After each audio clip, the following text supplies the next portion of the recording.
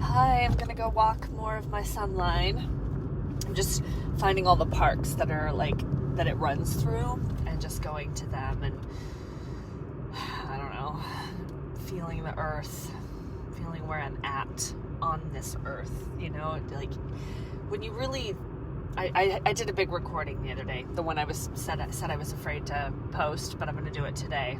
I'm going to post it all as one big podcast and just be like, this is good. I've been watching this series on Netflix this week, and it's been blowing my fucking mind. Because it's kind of like this whole concept that I've been mulling around is that we're in multiverses. They just call it clusters, and each person has, they're connected to eight. There's 8 of them in the cluster. Anyway, I've always thought of us as on a spiritual tribe. And so one of my spiritual squad team passed away last night. Or yesterday, actually. It's yesterday afternoon, 11 a.m. Colorado time, 1 o'clock here, and I was om chanting for him about 20 minutes before he passed. I think I was oming at the time that he was having his, that man was one of the most influential people of my life, like you. Yeah, I met him at a journey and we connected, and he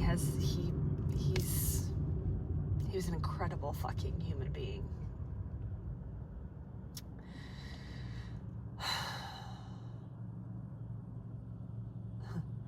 And I didn't know that much about his personal life. I knew some things, but not that much. And I watched some YouTube videos.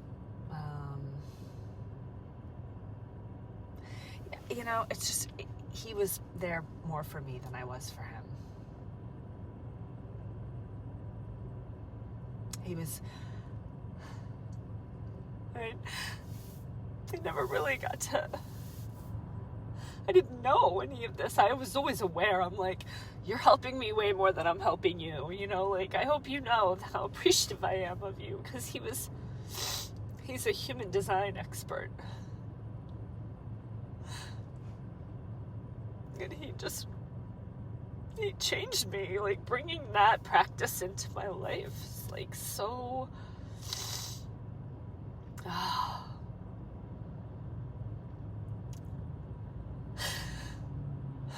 He would never give me the answers. He would just pose a question that would force me to contemplate my own answers. And I never felt judged by him. Even in my fucking craziest days, where I was watching myself be manic and I didn't know how to escape it. I was in the manic room, and he was just there with me, not trying to calm me down or shush me.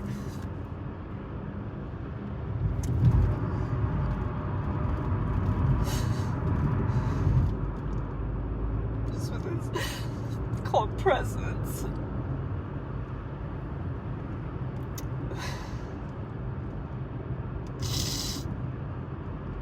And it was,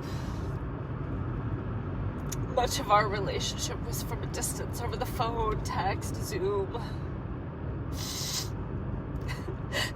I spent the night with him twice, a little sleepover one night.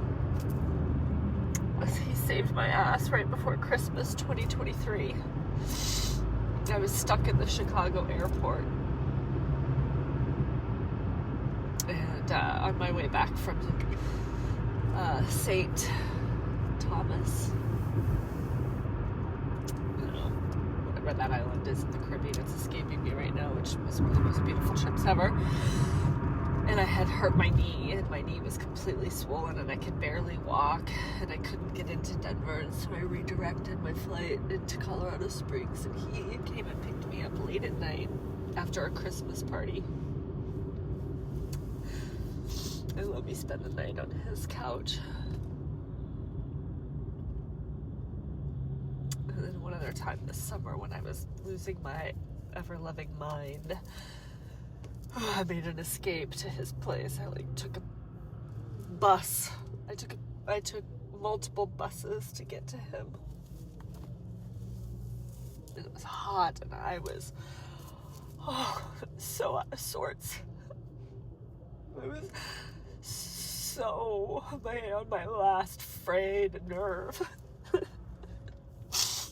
And he just brought me in and convalesced me. And he didn't coddle me, baby me, or sit me down and be like, he just was, he knew. He had more confidence in me than I had in me. And I could feel that, and I was just like, trying to get regrounded. He helped me with that so many times. He was...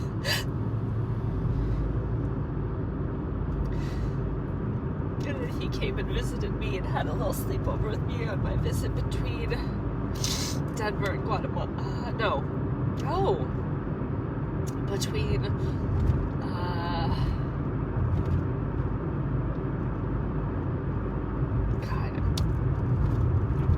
so many places already this year. Anyway, we just, we had a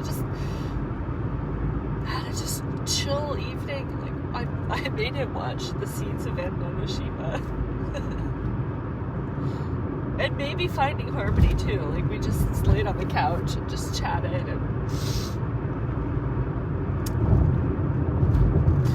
I wish I would have hugged him more.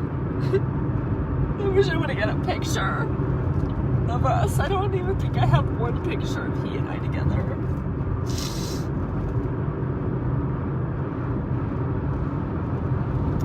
He would always say that I was inspiring him.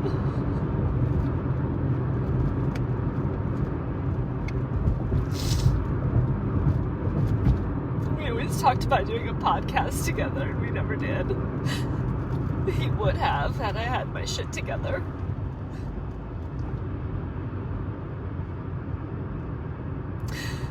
He taught me this phrase. About, discernment. And he just made it sound so, self-caring and loving. Oh, he taught me so much. He was, he'd say, "Is this correct for me? Is this correct for me? Feel into it, Melissa. Get out of your mind, Melissa." He even taught me a new language. Oh my gosh, no.